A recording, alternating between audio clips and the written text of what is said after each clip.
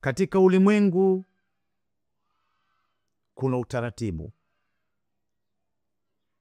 utaratibu ambao una namna, matarajio na mwisho lipatikane lengo la kuwepo kwenye ulimwengu. Lengo la kuwepo kwenye ulimwengu analibainisha Mwenyezi Mungu Azza wa Jalla kupitia Qur'an pale alipopata kusema, wama khalaqtul jinna wal insa illa liya'budun, sikuwaumba majini na watu ila ni kuja kuniabudu. Maana ya kuumbwa kwetu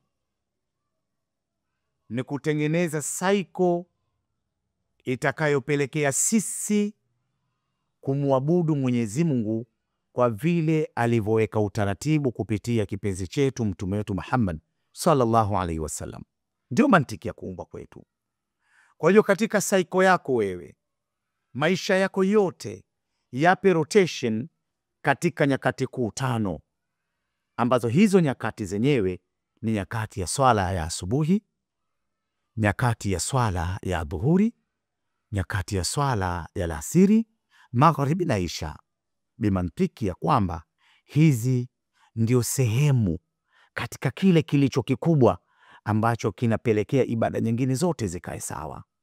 Ya kwanza ni ibada ya swala. Maneno hayo anayabainisha na kuyeka wazi mtume wetu Muhammad sallallahu alaihi wasallam pale alipopata kusema, awwalu ma yuhasabu bihi al-abdu yawma al-qiyama as-salatu fa in salahat salaha sairu amalihi wa in fasadat fasada sairu amalihi. Hapa mtume Muhammad sallallahu alaihi wasallam amesema jambo la kwanza ambalo ataulizwalo mja siku ya kiyama ni swala. Sasa zama ikitengemaa swala, yatatengemaa matendo mengine yoyote yanayofuata. Na zama ikibatilika swala, yani swala ikiwa imeharibika, matendo mengine yote yanakuwa yameharibika. Hapa maana yake ni kwamba swala katika Uislamu ndiyo ibada ya kwanza ambayo inapaswa kufanywa kwa usahihi zaidi kuliko matendo mengine yote. Swala hiyo ikienda, itaenda sadaka, itaenda kuwafanyia wema wazazi wako wawili, itakubalika funga yako, utakubalika wema uliokuwa ukiwafanyia majirani zako, zitakubalika zile nyajihi mbalimbali za wema ulizokuwa ukizifanya kwa watu hata wapita njia. Ulikuwa unasaidia sana mayatima, lakini huswali, ujijue kabisa humu katika wema wenye kuhesabika wewe ni mwema. Umejenga msikiti, umefanya kila lilo jema, lakini huswali, jijue ibada zako zote hazitotengemaa. Hayo ndiyo maneno na mafundisho ya mtume wetu Muhammad sallallahu alaihi wasallam. Kwa mantiki hiyo, tunahusiana kumcha Mwenyezi Mungu, mimi na wewe tunakumbushana kumcha Mwenyezi Mungu na kusimamisha swala vile inavyopaswa. Kwa sababu utakaposimamisha swala, hata majambo yako mengine ya kidunia yatakwenda automatically, kwa sababu swala ina utaratibu huo. Swala ambayo ikitengemaa vizuri itakusababisha wewe kuepukana na maovu na machafu. Ndio utaratibu wa swala.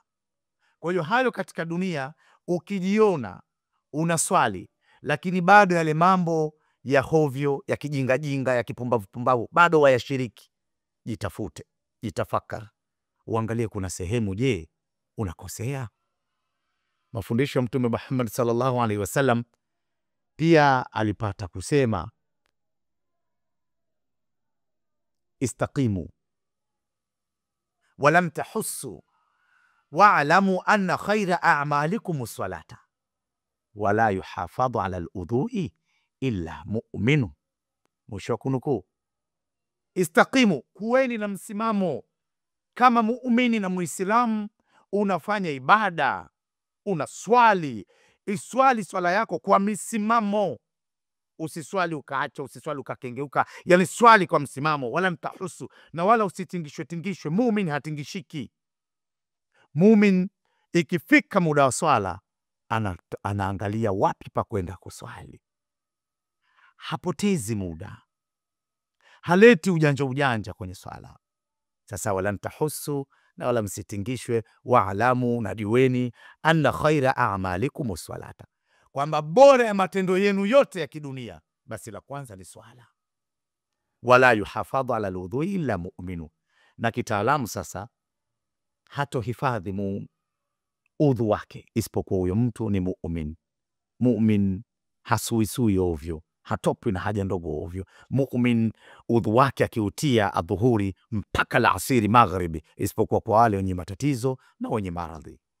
Sasa haya yote haya yanatutanabahisha katika maisha yetu ya kawaida kwamba utaratibu wa kuumbwa kwetu ni kuja kumwabudu Mwenyezi Mungu. Wewe unajenga nyumba, lengo ni nini? Lengo ni kuishi. Unampeleka kijana wako kwenda kusoma electric engineering, unampeleka kusoma kijana wako medicine ili aje awe daktari, unampeleka kijana wako akafanya sijui civil, sijui aviation, sijui aje awe rubani.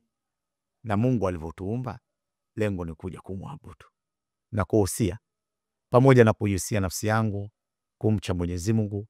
Na tuhakikishe kwamba katika maisha yetu ya kila siku, kwanza tunaisoma dini yetu na tunaisoma namna ya kuifanya ibada ya swala iende kwenye mstari unaopaswa, kwa sababu ndio jambo la kwanza tutakalo kwenda kuhesabiwa siku ya Kiyama. Sasa kikubwa tudumishe swala na tuswali.